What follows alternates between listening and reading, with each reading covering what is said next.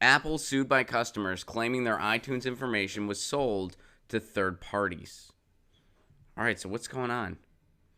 Apple privacy policy maintains the company collects data, but it is not directly tied to specific users. All right, so what's going on here? Apple has been hit with a class action federal lawsuit by customers who are alleging that information on their iTunes purchases was sold by Apple to third parties. The plaintiffs are seeking in excess of $5 million in damages, according to the lawsuit that was filed May 24th in California's Northern Federal District. So this was filed as of recently, as of the recording of this. Leigh Wheaton, Jill Paul, and Trevor Paul, 3 iTunes users from Rhode Island and Michigan, filed the lawsuit claiming that despite the fact that Apple engaged in an ad campaign touting its supposedly pro-consumer positions on issues of data privacy, and even put up a billboard in Vegas with the slogan, "What happens on your iPhone stays on your iPhone," they were also mining and selling person information to third parties. The parties complained that the collection of the data was done in violation of their own individual states' privacy laws. None of the information pertaining to the music you purchase on your iPhone stays on your iPhone, according to the 51-page lawsuit. So the complaint alleges Apple supplements its revenues by selling, renting, and transmitting with third parties information about the music that each customer purchases from the iTunes store. Wow.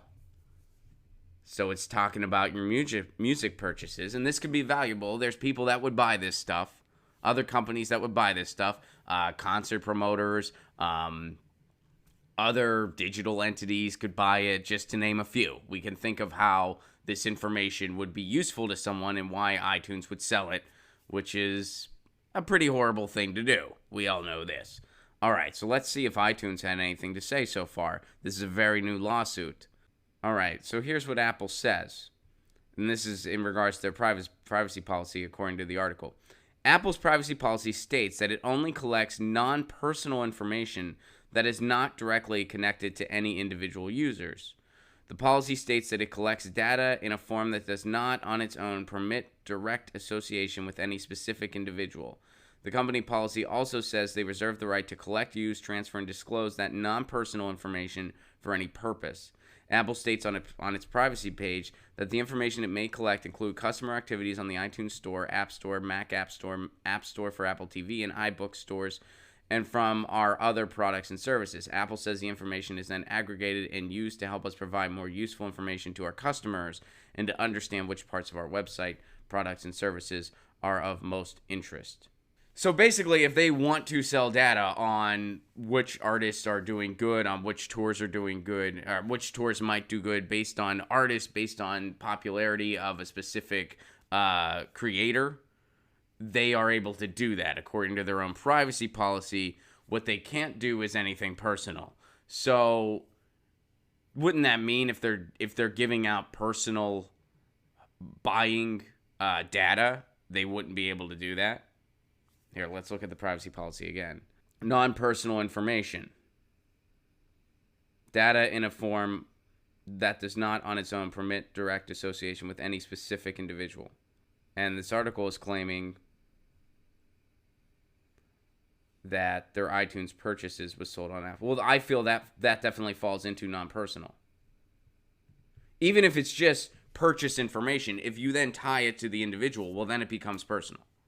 You know, if you say, person X bought this album and that album and this album, and I'm going to sell that information about person X, including their email address, to Ticketmaster. I'm just making this all up. I don't know if they actually did something like that. This is just for instance. Now Ticketmaster knows that person X, who lives in Rhode Island, just for the example, those people in the article from Rhode Island, person X lives in Rhode Island.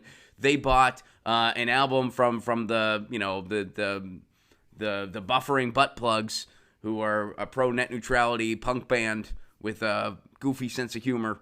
And the Buffering Butt Plugs, their album's selling pretty well. They happen to be touring. They're going to sell that information to Ticketmaster because Ticketmaster wants to know, they want to let person X know that the Buffering Butt Plugs are going to be in Rhode Island. Well, technically, it seems like Apple cannot do that based on their own privacy policy. Now, say Apple wants to take a look at the data, wondering, are people liking this product versus this product on as terms of what we offer. How many people are using this app versus our desktop app? And they just want to look at the raw data. They're just looking at numbers. There's nothing personal about anyone in there. It's just this many users like the desktop app. This many users seem to like the phone app. This many people took a short survey saying they don't like the phone app. This many people said they do like it.